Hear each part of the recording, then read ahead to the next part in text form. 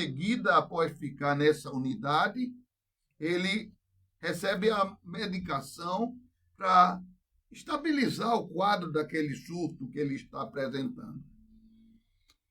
E naquele quarto que o paciente ficou, ele tem uma janelinha com uma tela para que a equipe de enfermagem e os demais profissionais supervisione como ele está.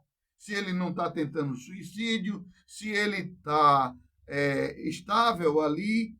Então, abrir aquela portinhola, só fica a tela. E aquele paciente que ele me chama de voinho. Aí eu disse, não, mas você não pode agir como você está agindo.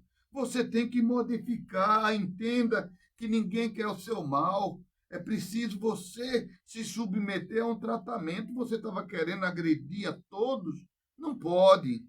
Aí eu disse, você permite que eu ore a palavra de Deus para você?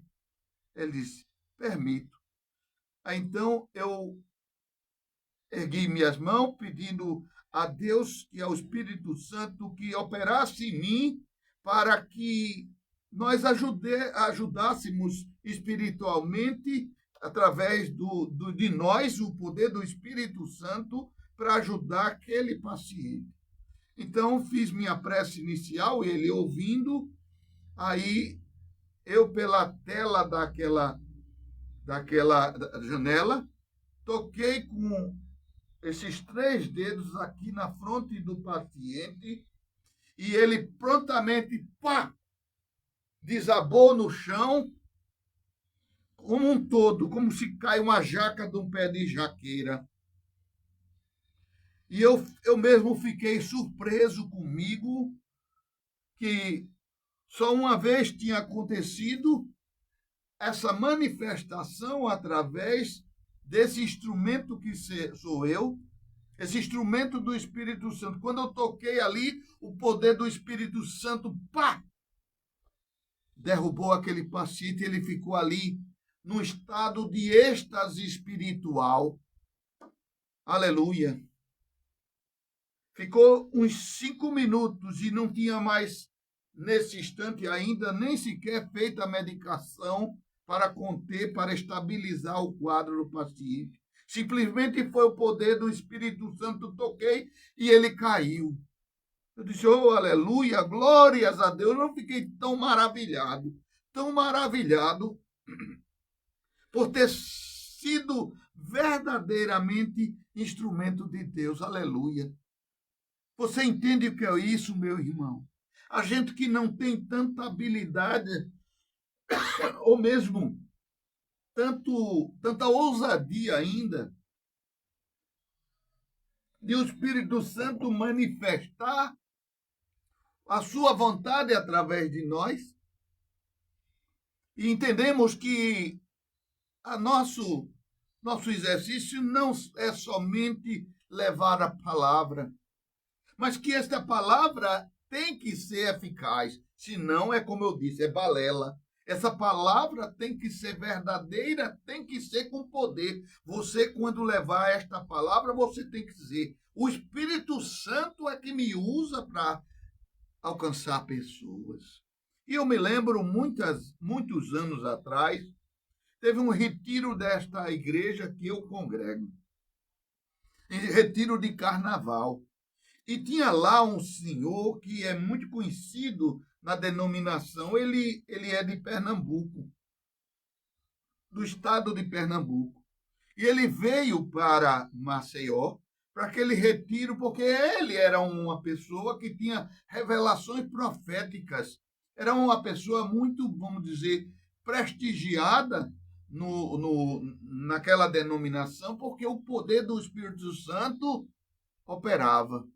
E naquele retiro ele tocava nas pessoas, as pessoas caíam pelo poder do Espírito Santo. E ele falava, fazia revelações. E ele chegou a mim e ele disse, ore por mim. Meu Deus, eu pensei assim, logo eu? Poxa, quem sou eu? Pequenininho, vamos dizer, um bebê espiritual naquele tempo, eu orar por ele. Eu orei por aquele cidadão, aquele profeta, botei a mão nele, ele, pá, desabou. Meu Deus do céu! Eu disse, glórias a Deus, como é que pôde isso? Logo eu. Você está entendendo como é o poder de Deus operando? Ele opera nos improváveis, naqueles que são os excluídos daquela patotinha da falsa total santidade. Porque é preciso não também desconsiderar esses que entendem que são os mais santos, que são aqueles diretores, aqueles autoridades eclesiásticas. Mas todos nós estamos num processo evolutivo, num processo do derramar do Espírito Santo para nós nos aperfeiçoarmos.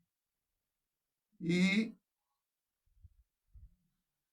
nós somos usados da maneira que Deus quer, da forma e no poder que Deus quer, nos dons que Deus quer, independente do histórico pregresso. Mas você tem que ter a consciência que hoje você é uma nova criatura. Você passou a ser um amigo de Jesus, do Espírito Santo de Deus, e você passa a ser o próprio instrumento dele. Glórias a Deus. Você já pensou? Que coisa maravilhosa. Que coisa maravilhosa. Então, é isso que nós temos que buscar a cada dia.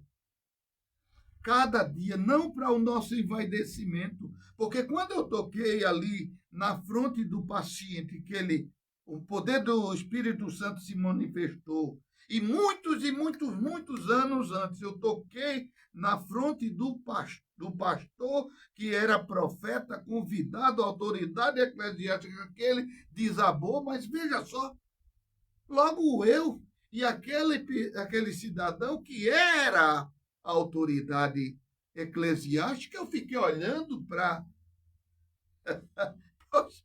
os demais autoridades ali, demais pessoas que estavam no retiro, e eu fiquei espantado como é que Deus fez isso logo através de mim.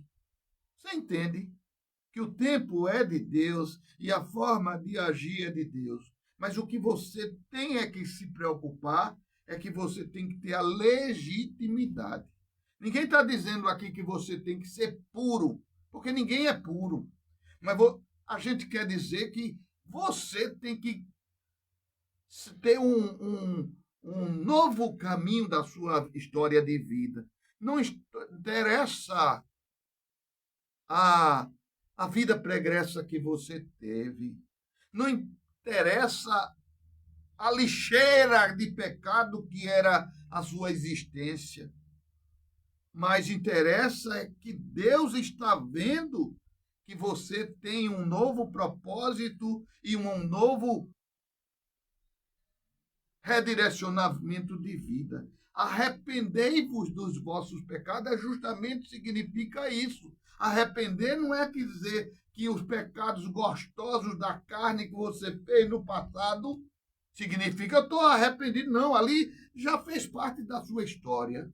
Mas hoje, o nosso prazer é estar com Cristo. Como diz a palavra, não sou mais eu quem vivo. Não, ou seja, não prevaleça mais a minha vontade. Porque as nossas vontades é fazer tudo que satisfaça a nossa mente, a nossa carne, a nossa sexualidade, aos bens materiais que possamos ter. É verdade ou não é?